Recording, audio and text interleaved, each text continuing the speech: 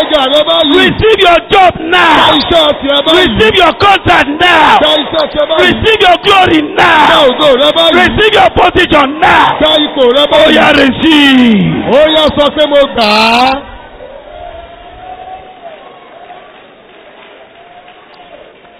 Are you ready? Tẹ́ ẹ ṣe tán. Now, stretch for your hand. Báyẹn tẹ ọwọ́ yín síwájú. I begin to say amen. Káàsì bẹ̀rẹ̀ sí í ṣe àmì. Number one, Àkọ́kọ́. if Sarah can give birth in her old age, Bí Sára bá lè bímọ ní ògbólógbò ọjọ́ rẹ̀.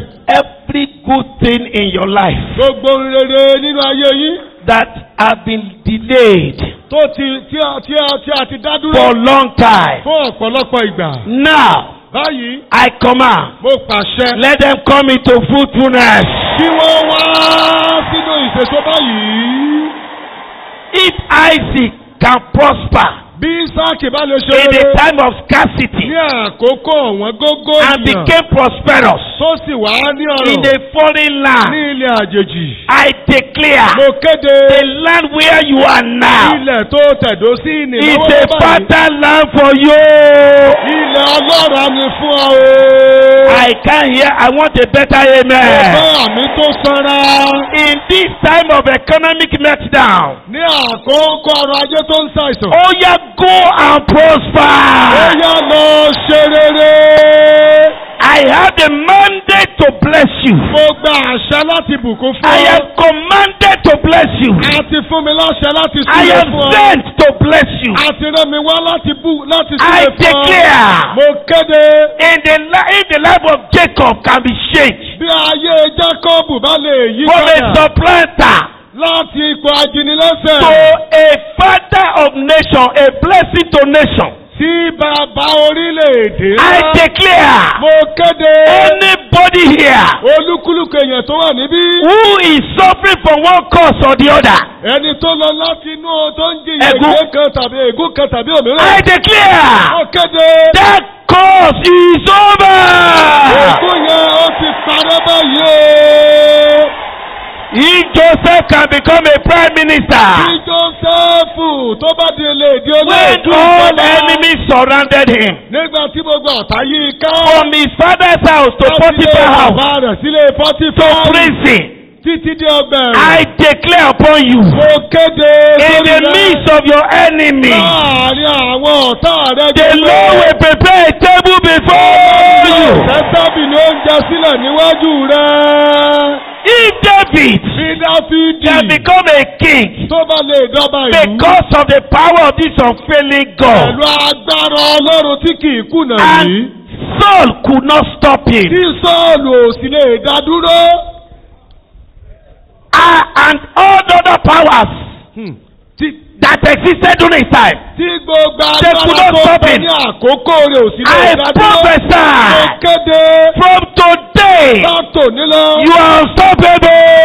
Kò sẹ́ni tó lè dá ọ dúró. If Jabez Bí Jábésì can have a more honorable name bá lè ní orúkọ tó lọ́lá than the cost name, ju gbogbo àwọn than the arákùnrin. cost name, Oguruko Tadebuko, Gbogbo orúkọ ègò rẹ̀ lọ. God said he became more honorable. Ọlọ́run wípé ó lọ́lá jù. I declare Mo kéde every living soul hearing me gbogbo ẹ̀dá alààyè tó gbọ́rọ̀ yìí. from this night Láti alẹ́ yìí lọ onward, síwájú your life ayé rẹ̀ should receive great honor. yóò gba ọlá tó tóbi. Become more honorable. Ẹ di ọlọ́lá. Esther, a slave girl, Étérì ọmọ ẹrú. became a queen in a foreign Ó land. máa di ayaba nílé àjèjì. I declare Mo kéde anointing ìfòròróyàn that will distinguish you tó máa dá ọyọ not only in your career nínú iṣẹ́ rẹ. but in your lineage. Kì í ṣe nínú iṣẹ́ rẹ nìkan ṣùgbọ́n nínú ìdílé rẹ. Anointing that Ìfòròróyàn will separate you tó máa dá ọyà and sọ́tọ̀. lift you up Tó máa gbé ọ sókè. above others. Lékè gbogbo àwọn Oh yeah, receive. Sáà. If Daniel Bí Dáníẹ́lì can be protected by this unfailing God, Tí bí Ọlọ́run tí kì í kùnà yìí bá lè dáàbò bò ó. in the lion's den, Nínú ihò kìnìún. and lion did not kill him. Kìnìún ò sì lè pa I ara wọn prophesy upon your Ó life. kéde sórí ayé In the rẹ. midst of the lions of the Ní world, gbogbo kìnìún the ayé. unfailing Ọlọ́run God tí kì í kùnà. will protect you in the name of Jesus. Dáàbò bò ọ́ lórúkọ Jésù. No lion of the world will kill you. Kìnìún ayé ò ní pa ọ́. Meshach, Shadrach, and Abednego Bí Sádákì, Méṣákì àti Àbẹ́dínígò. can dwell in the blast furnace. Bí wọ́n bá lè máa gbé nínú ìbùkún. The blast furnace. Nínú iná ìléru. When I mentioned to Shadrach, Meshach, you should know the next thing. The fire could not touch their clothes, Iná ò lè jó aṣọ wọn. but the flame of the same fire killed their enemies. Ṣùgbọ́n iná náà ló sì pa àwọn ọ̀tá wọn run. Àwọn tó gbé wọn. Oru iná náà pa Oru àwọn iná ọ̀tá. ló pa àwọn I ọ̀tá wọn. declare upon your life, Mo kéde sínú ayé rẹ. every fire set by the wall Gbogbo iná tí ayé dá. that is meant to devour you, Tí wọ́n fẹ́ kó pa ọrùn. because you are here Nítorí tonight, pé o wà níbí lálẹ́ that yìí. same fire Iná kan náà. will devour those who set it against you. Àwọn tó pa wọ́n run. In the name of Jesus, Jésù. let me hear your amen. Gbọ́ àmì rẹ. What about this same God Kí Ọlọ́run kan náà yìí. who fought to put Pharaoh, the most powerful king, and turned him to become food to the fishes in the Red Sea to show his unfailing power? Ọlọ́run tí kì í yí padà yìí kan náà ló bá Fáráò alágbára jùlọ ayé jà tó wá sọ di ìjẹ fáwọn ẹja. He told Moses, Ó sọ fún Mósè. fear not, Má bẹ̀rù. move forward. Tẹ̀síwájú. This Pharaoh you see today, Fáráò tó rí lónìí o. you will not see them Ẹ ò ní again. rí wọn mọ́.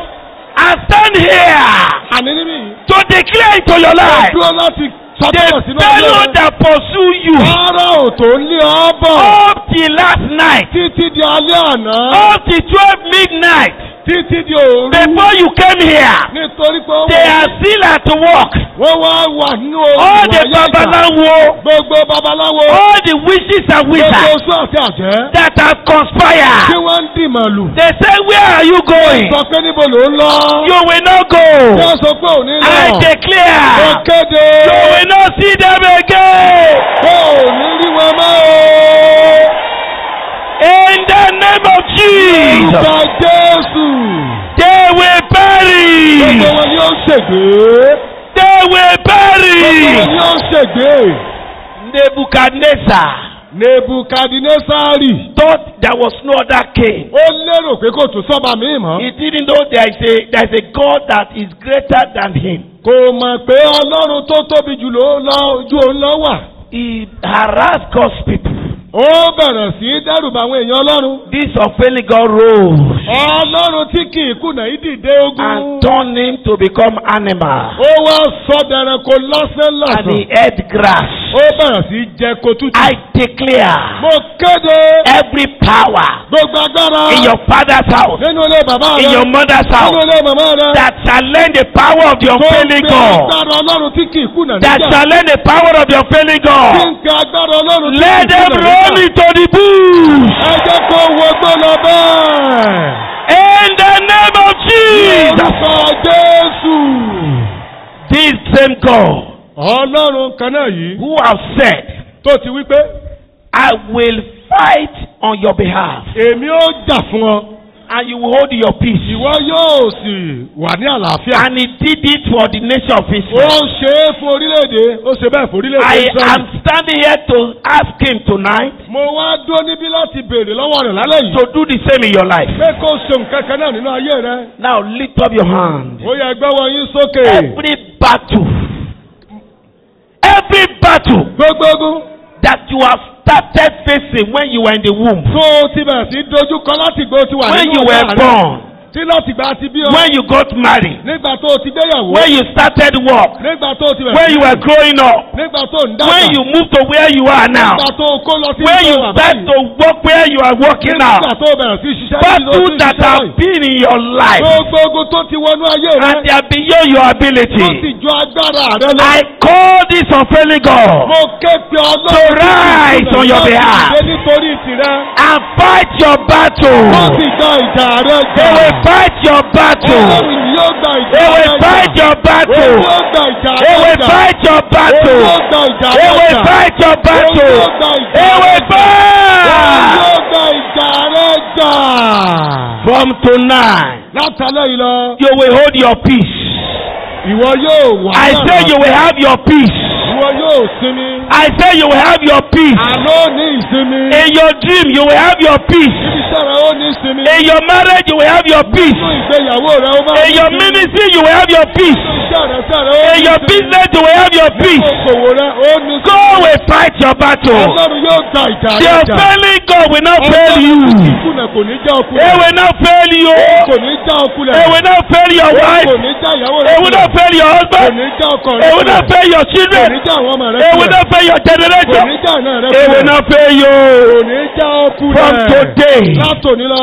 you will see God Ìwọ yóò rí Ọlọ́run. the way you have never seen Ní Him. ọ̀nà tó ò tí ì rí tẹ́lẹ̀. God will answer you Ọlọ́run yóò dá the way you have never seen before. ní ọ̀nà tí kò God will stand on your behalf Ọlọ́run yóò the way you have never seen before. Níbi tó God will provide for you Ọlọ́run yóò the way you have never seen before. lọ́nà tí kò God will defend you Ọlọ́run yóò the way you have never seen before. ní ọ̀nà tó God will raise you up. Ọlọ́run yóò gbé ọjà.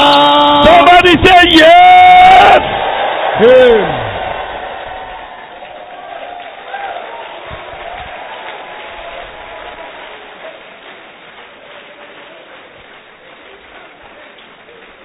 Listen as I close. Listen as I close. Ẹ gbọ́ bí mo ti ń káàdì rẹ̀ báyìí. This time next month, Ní ìwòye oṣù tí ń bọ̀, you will come back here ẹ ó padà wá síbí. with testimonies in your hand. Pẹ̀lú ọ̀pọ̀lọpọ̀ ẹ̀rí lọ́wọ́ yín. Listen, Ẹ gbọ́, every one of you, olúkúlùkù yín. hear this. Ẹ gbọ́ eléyìí.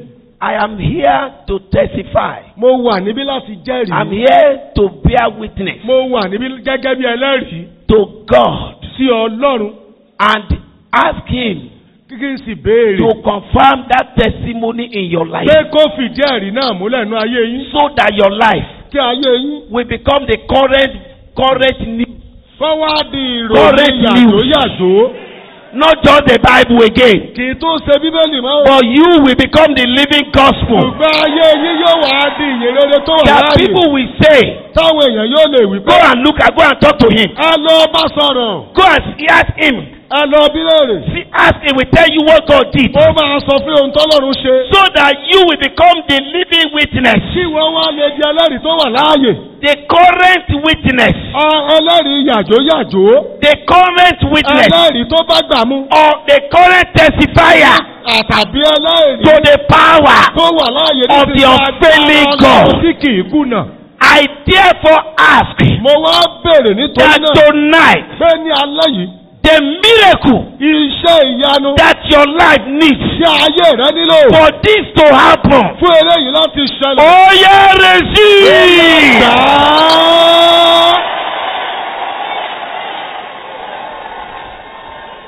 I'm going to say it two more times before I close. Sọ́lá méjì sí kí n tó kúrò níbí. For you Fún ọ. to become the next one in line as a testifier, a living testimony, a living witness, Ẹni tí current ó witness, kàn láti jẹ́ ẹlẹ́rìí tó wà láàyè, ẹlẹ́rìí yàjò. not old witness, Kì í ṣe ẹlẹ́rìí àtijọ́ o. current witness. Ẹlẹ́rìí tó bá ojú ayé Whatever your life needs, ohunkóhun táyé rẹ the nílò. miracle that will display the unfailing God Iṣẹ́ ìyanu tó máa ṣàfihàn for Ọlọ́run tí kì í unbelievers kùnà. to see, Fún àwọn and they will aláìgbàgbọ́ follow your Bí God. wọ́n sì máa bọ́ They lọ́dún will Ọlọ́run use rẹ. their testimony for Wọ́n prayer. máa lo ẹ̀rí rẹ gẹ́gẹ́ Oh yeah, receive. I say it for the last time. Mo wá sọ ọ́ nígbà tó kẹ́yìn báyìí o. Choir, get ready. Ẹ̀yin akọrin ẹ múra sílẹ̀. You're going to sing a song as we close. ẹ máa kọ orin kan ká tó parí bá a ti ń parí. Every living soul here, gbogbo ẹ̀dá láàyè tó wà from ní the ìjọ youngest to kẹrẹ the oldest, láti ẹni tó kéré jùlọ sẹ́ni tó dàgbà if jùlọ. my testimony about God is true, tí ó bá jẹ́ pé ẹ̀rí mi nípa ọlọ́run yìí jẹ́ if it òtítọ́. is true that this God is unfailing tó bá God, jẹ́ pé òótọ́ ni pé ọlọ́run yìí kì í kùnà. and I know it is true, tí mo sì mọ̀ pé òótọ́ ni. that he has never, Òun- and he will never fail. kò tí ì kùnà rí kò sì ní kùnà láyé. I call on you, my God, mo ké pe orúkọ on ọlọ́run behalf of yìí. every living soul here, nípasẹ̀ olúkúlùkù The ọ̀gá miracle. ètò àmì iṣẹ́ ìyanu ni that will showcase tó máa ṣàfihàn your unfailing power, agbára rẹ tí kì í kùnà. that you are never late, pé ìwọ olúwa kì í pẹ́ jù. that nothing is too late for you. pé kò sóhun tó pẹ́ jù fún ọ. The miracle iṣẹ́ ìyanu ni. that will make people to laugh with these tó people, máa mú kí àwọn èèyàn bá àwọn èèyàn wọ̀nyí just rẹ́rìn-ín. as people laugh with Sarah, gẹ́gẹ́ báwọn èèyàn ṣe bá Sárà and rẹ́rìn ayọ̀. they stop laughing at her, tó wàá fi rẹ́rìn mọ́. they now laugh with her. wọ́n ń bá rẹ́rìn The ayọ̀ miracle that made people to laugh with you, iṣẹ́ ìyanu tó máa mú káwọn èèyàn even your bá àwọn enemies èèyàn will rẹ́rìn bow ayọ̀. before you. Even your enemies will bow before tí you, àwọn ọ̀tá rẹ yóò sì and they will say, "Your God, He is God." wọ́n wí pé ọlọ́run rẹ ni ọlọ́run Father, bàbá oh yeah, do it ó yà now. ṣe báyìí o. Do it ṣe now. báyìí. Do it ó yà ṣe now. báyìí. Do it now. báyìí o. Receive it ṣe now. báyìí ní ìsìn. Somebody shout and receive. kẹ́ni tó ti pé mo gbà á. Thank you, Father. bàbá ó ṣeun. Thank you, Lord. ọlọ́run ẹ ṣeun. From today, látòní lọ. your life becomes a living testimony. ayé rẹ di ẹ̀rí tó wà láàyè. You will not be the same again. o ò ní rí bákan náà mọ́. He is a miracle worker. oníṣẹ́ ìyanu ni òun. Want us to sing that song? mo fẹ́ kẹ́ ẹ kọrin yẹn. He is a shame breaker. òun lẹni tó ń já ìdè. He is the way maker. òun ló ń lànà. Are you ready to sing it? ǹjẹ́ ẹ ṣe tán láti kọ́? I want the choir to lead us in that song. Is come and do a miracle. A miracle today. Come and do a miracle. A miracle 2 minutes. Sing it, everybody. Miracle worker. Oh yes, oh yes, oh yes. Miracle worker. Come and do a miracle today. Sing it, sing it. Come and do a miracle today. Miss Yahweh, your name is Yahweh. You are the miracle working God. Your name is Yahweh. Your name is Yahweh.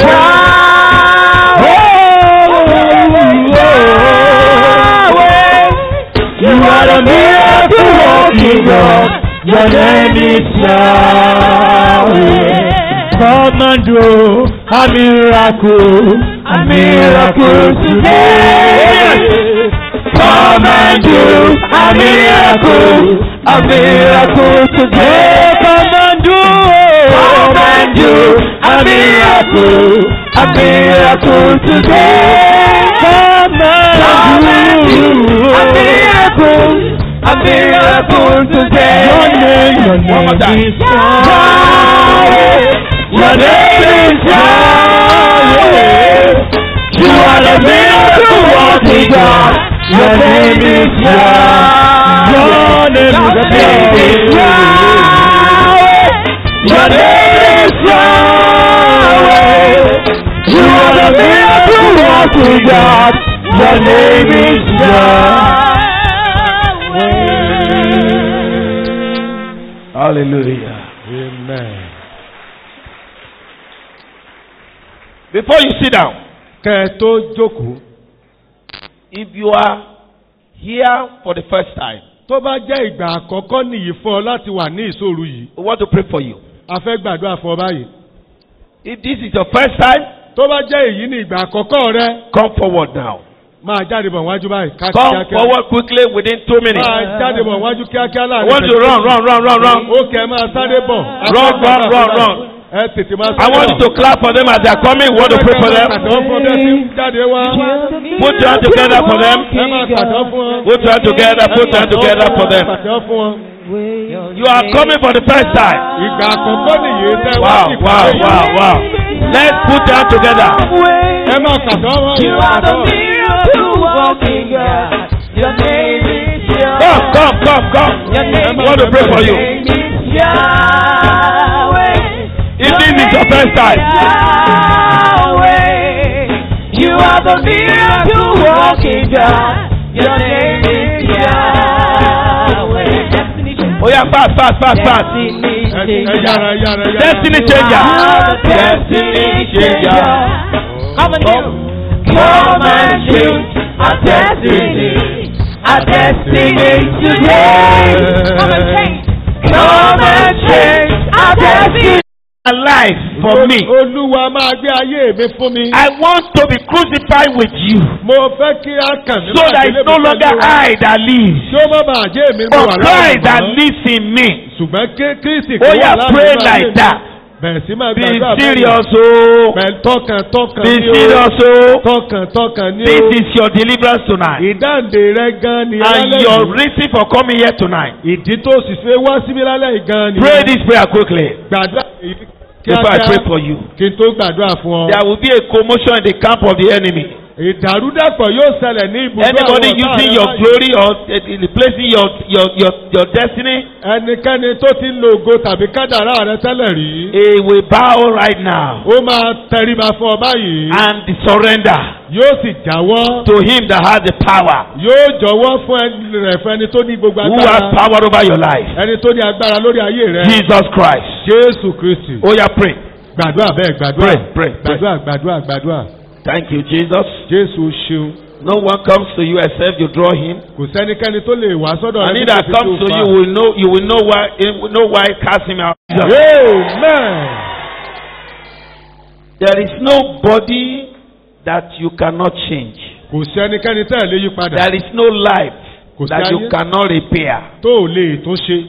Father, bàbá I bring these lives to you mo gbé àwọn ayé ìwásíwájú rẹ. that the enemies have tampered with in one way or the other. tí ọ̀tá ti kọ́ ọ́ bọ̀ lọ́nà kan tàbí òmíràn. I stand as your servant mo dúró gẹ́gẹ́ bí ìránṣẹ́ rẹ. to declare tonight láti kéde níbí lálẹ́ yìí. that every one of these people pé olúkúlùkù àwọn èèyàn wọ̀nyí. whose destiny has been tampered with, tí ọ̀tá ti kọ́ ọ́ bọ kádàrá wọn. who are not sure what is going on in their life, they don't even know what is going on. tí ọmọ tó tiẹ̀ ń ṣẹlẹ̀ ní ayé wọn mọ́. From tonight, látàlẹ́ yìí lọ. in the name of Jesus, ní orúkọ Jésù. every power gbogbo agbára. that have replaced your destiny, tó ti ń fi ayé alter yín your lòpọ̀ life, ní ayé yín. tamper with God's original plan, tó ti ń kọ́ bọ ìpinnu Ọlọ́run láti ìgbà ìwáṣẹ̀. let them lose control Wọ́n now. agbára nù báyìí. láti sísìn lọ. I declare, mo kéde. their hand in your life, gbogbo ọwọ́ wọn náà yé yín. God is cutting it up in the name of Jesus. Ọlọ́run gbé wọn dànù lórúkọ Jésù. Receive the hand of Jesus. ẹgbà ọwọ́ Jésù. The hand of Jesus is upon you now. ọwọ́ Jésù bà léyìn báyìí. Your life is committed to Jesus. àti fi ayé yín jè fún Jésù. Hallelujah. I see some garments being removed.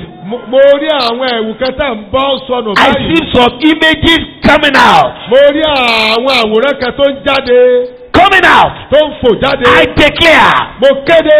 everything that is in you ohunkóhun tó wà náà that ayé yín God did not put there, tí kò yẹ kó wà tí níbẹ̀. Ọlọ́run fi síbẹ̀, tọ́lọ́run kò fi I síbẹ̀. command out. mo pàṣẹ jáde.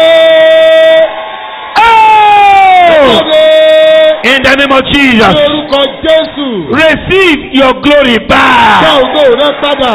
Receive your destiny Gba back. kádàrá rẹ padà. Receive your fulfillment Gba now. ìmúṣẹ ayé rẹ padà. Receive a new life Gba now. ìyè tuntun padà. Receive mercy Gba now. àánú padà. Receive forgiveness Gba now. ìdáríjì padà. Receive a new name Gba now. ìgbé ayé tuntun padà. Receive a new beginning Gba now. ìbẹ̀rẹ̀ tuntun padà. Receive a new virtue now. Gba ìbẹ̀rẹ̀ tuntun padà. Receive your life Gba back. ìgbé ayé rẹ padà.